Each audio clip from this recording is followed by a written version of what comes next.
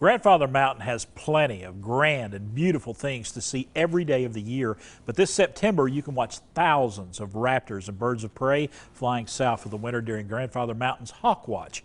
And here to tell us more about this marvelous migration is John Caveny. How you doing, John? Good, thanks, Chris. Man, I've heard about this before, and I really want to get up there this September.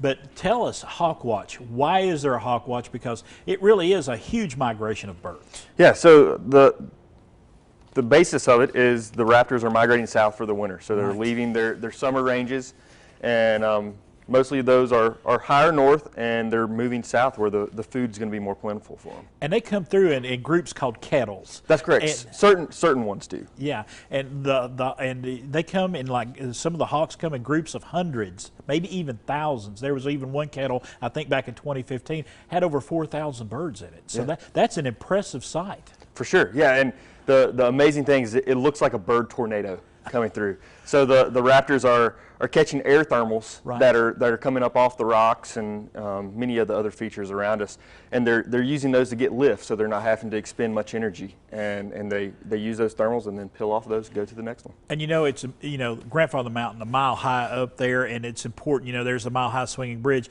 This is the perfect place for those thermals, and just a great place to spot all of these birds migrating as they go south. And we're looking at video right now. Do you encourage folks to come up, and when do they need to come up? When's the prime time for this? So we will be conducting the counts throughout the entire month of September, so every day, weather permitting.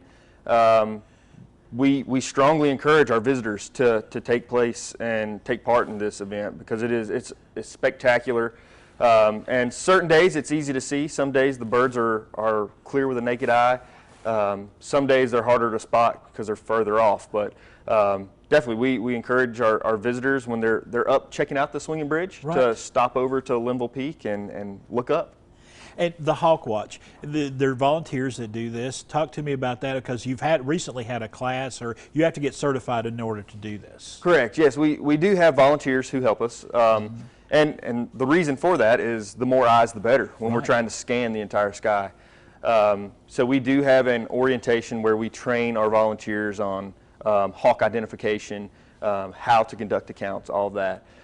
So we are set with our volunteers right now, but like I said, we are encouraging our visitors to come and bring a set of binoculars and look up, and we'll have people out on Linville Peak on the other side of the swinging bridge to help them if they need a little bit of orientation on where to look. I mean, how impressive is it to look up and see those hundreds of different birds of prey flying around? I mean, it's got to be a gorgeous sight. It's awe-inspiring.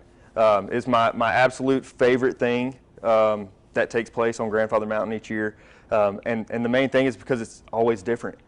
Some days we may have 3 or 4 birds all day, and then the next day it could be thousands. So it's that sense of the unknown, what you're going to see. John Caveny, thank you so much for coming by. Those pictures look, I mean, man, we need to get up. I need to get up there. Come see us. Looks good. Folks, we got some information. Grandfather Mountain, right there's the information that you need right there.